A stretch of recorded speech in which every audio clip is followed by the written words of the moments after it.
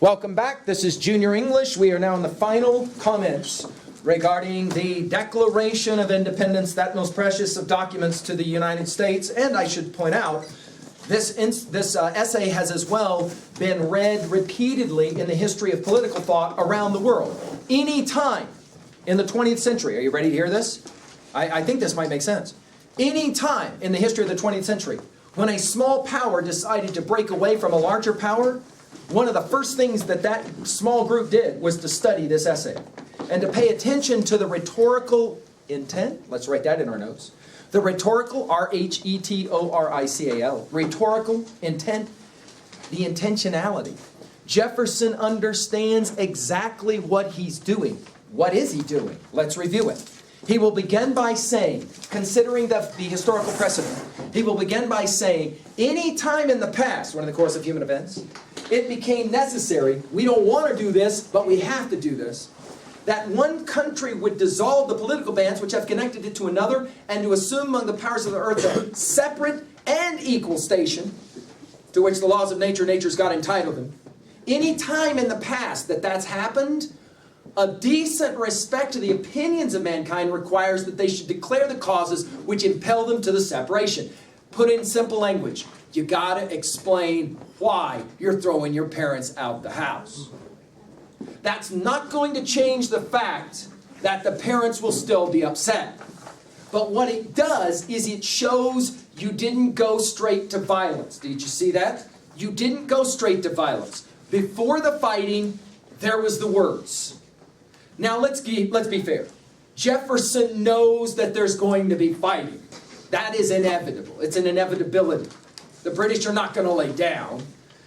But Jefferson is very interested in France and Spain, making sure they understand that the colonialists have a very good reason why they got to do this. What is the reason they have to do it? Jefferson begins with things everybody knows to be true. We hold these truths to be self-evident. Everybody knows. If you've got a brain, you know this. That all men are created equal.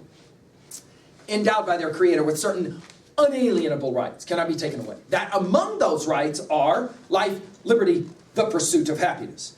These, now for your notes, the Jeffersonian view of democracy, the Jeffersonian view of government. How does Jefferson think about government? Okay? The Jeffersonian, that's our word because his name is Tom Jefferson. The Jeffersonian view of government. It is foundational that as an American citizen, you understand this argument as you study this precious document called the Declaration of Independence. By the way, this document's so important that years later, 87, the great President Lincoln will stand in that place of horror. So many died at Gettysburg. And he will give that famous address that we call today the Gettysburg Address. And there he will begin with the language 407 years ago. Our forefathers brought upon this continent a new nation.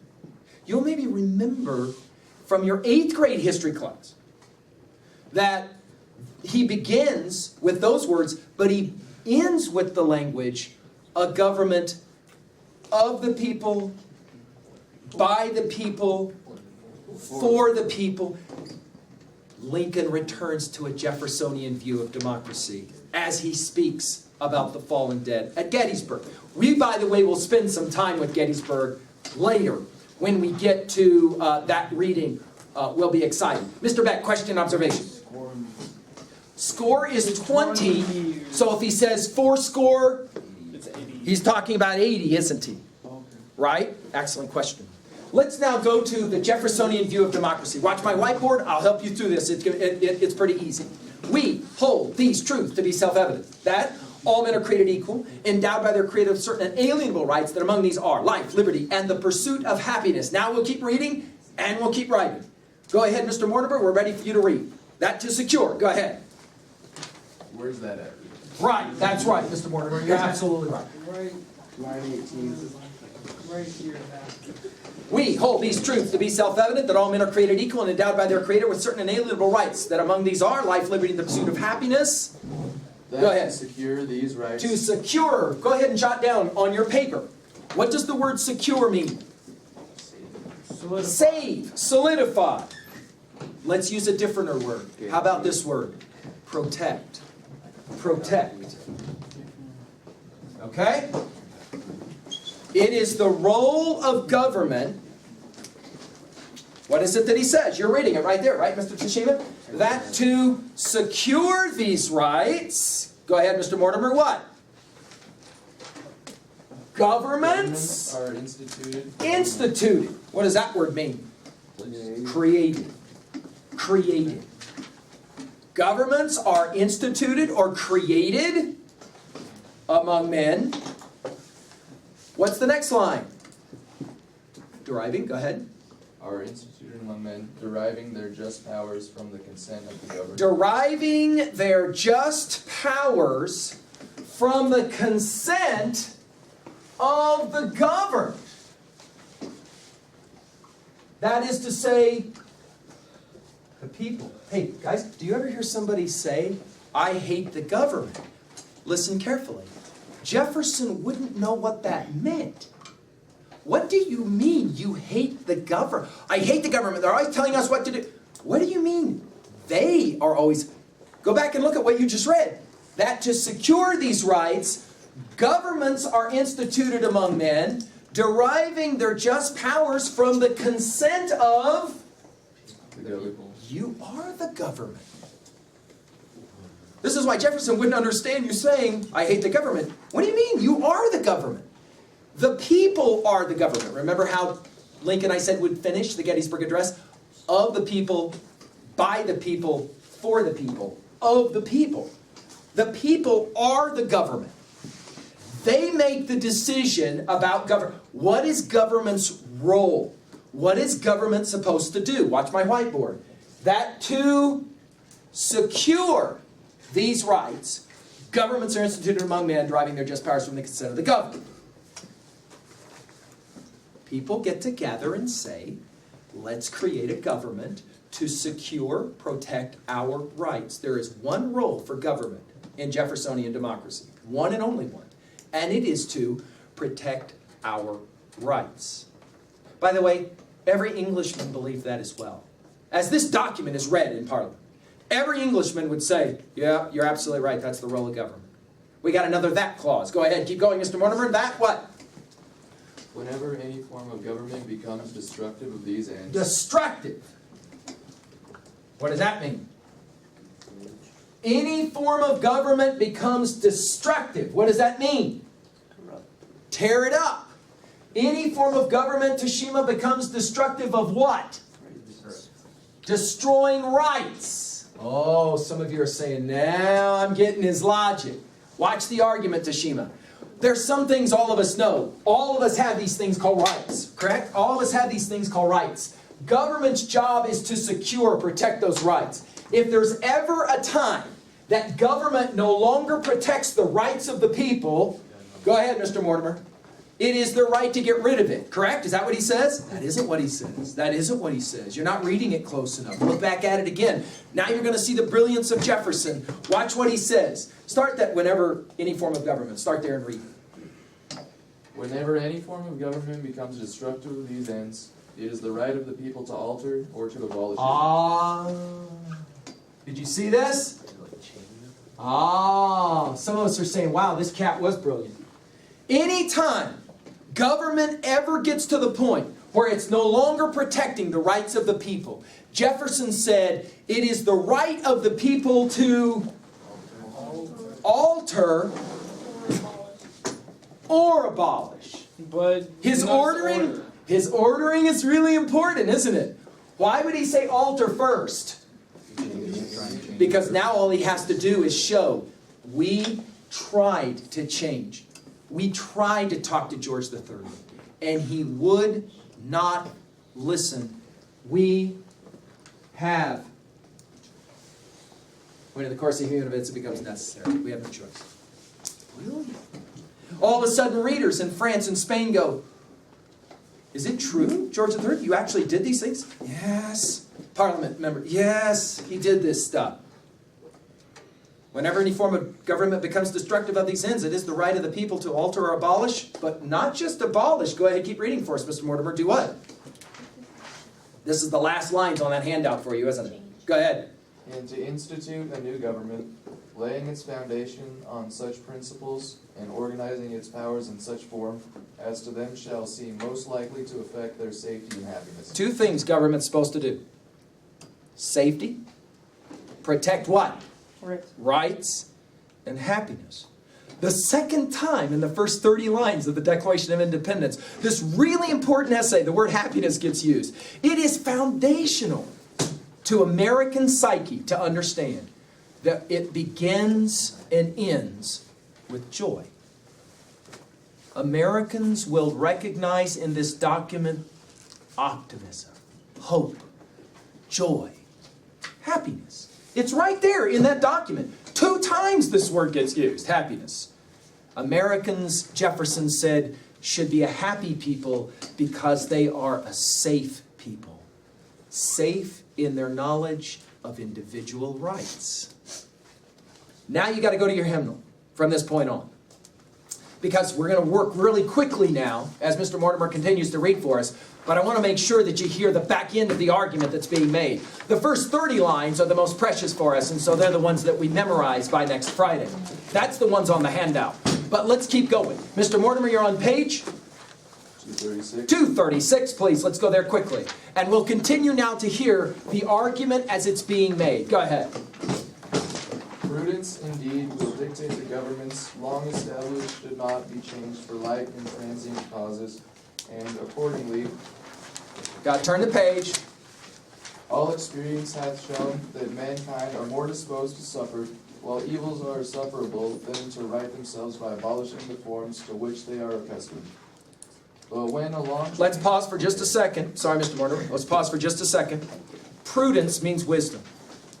Indeed suggests, he says, you don't wake up in the morning and change your government. You don't screw around with government.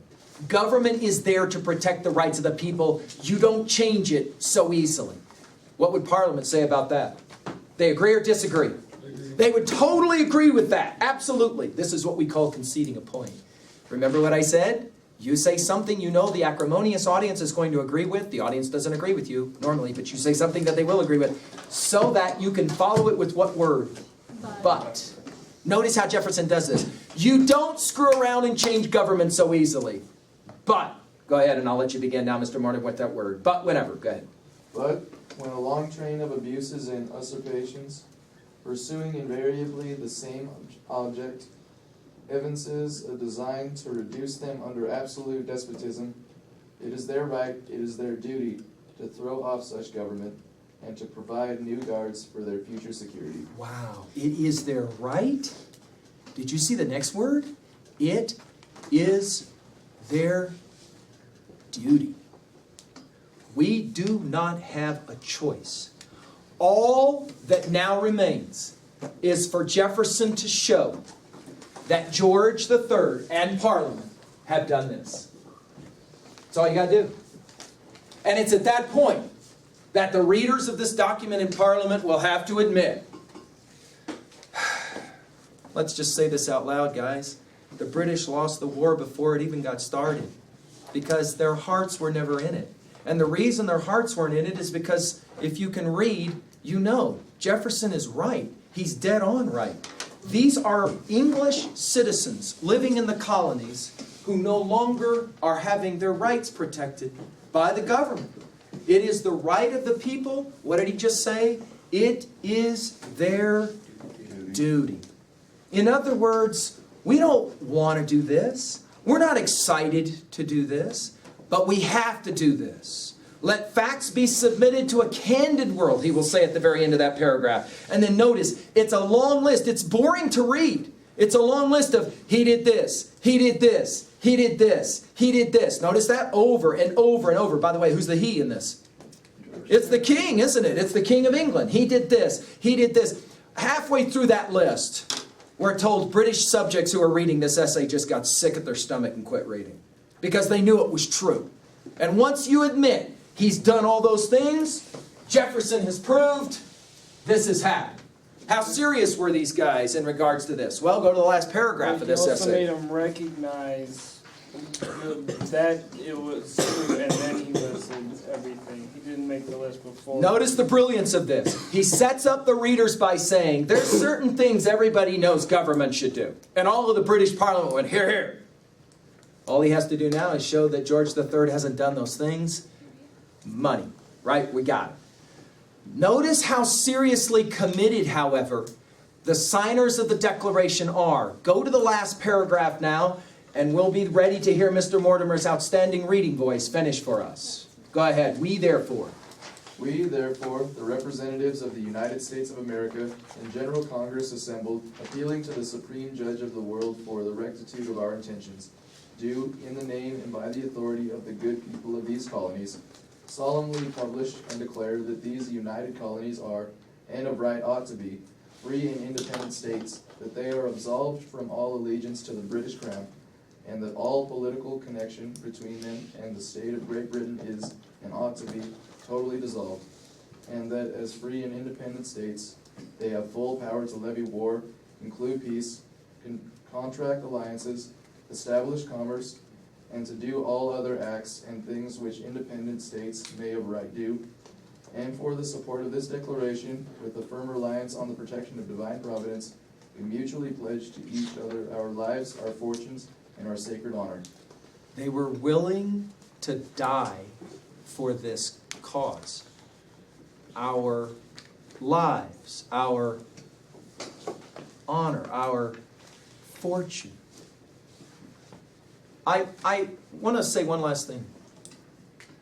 A couple of years ago, I was having this conversation with an adult colleague of mine who said about you guys, those kids, they just aren't patriotic at all.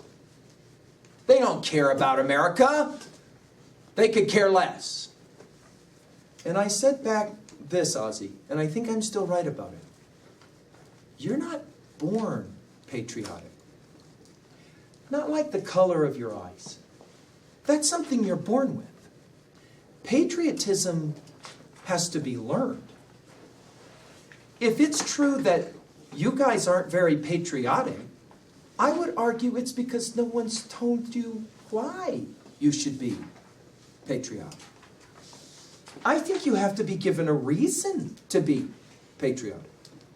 One good place to start is this essay. Do you realize how much courage it would take to write this essay? The British military force was tremendous. They were really powerful. The guys who signed this thing all pretty much knew that immediately there would be a bounty on their head because they'd be called traitors. And people would come after them, try and kill them. The only reason you're sitting here right now is because this essay's written. Because France and Spain both elect to stay out of it.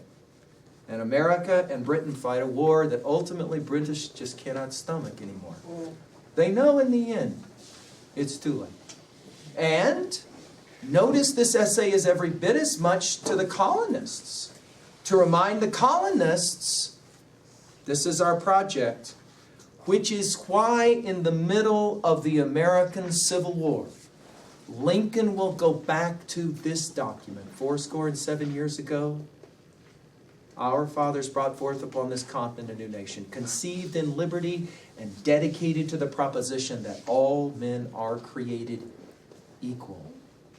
The idea of the American Civil War for Lincoln is a continuation of the American experiment. Patriotism for you, if it comes at all, comes in the moment when you realize it took tremendous courage for these individuals to write this document and put their name to it. But the fact that it works is easily explainable by the fact you're sitting here now. Has that project been perfect? Clearly not. Has there been all kinds of challenges along the way? Yeah, clearly. And yet, we're still here. See how that works? We're still here. And this document, if read well, can allow us to have some sense of that patriotism. Now, I want to finish by pointing out something here. Notice how we approach this text.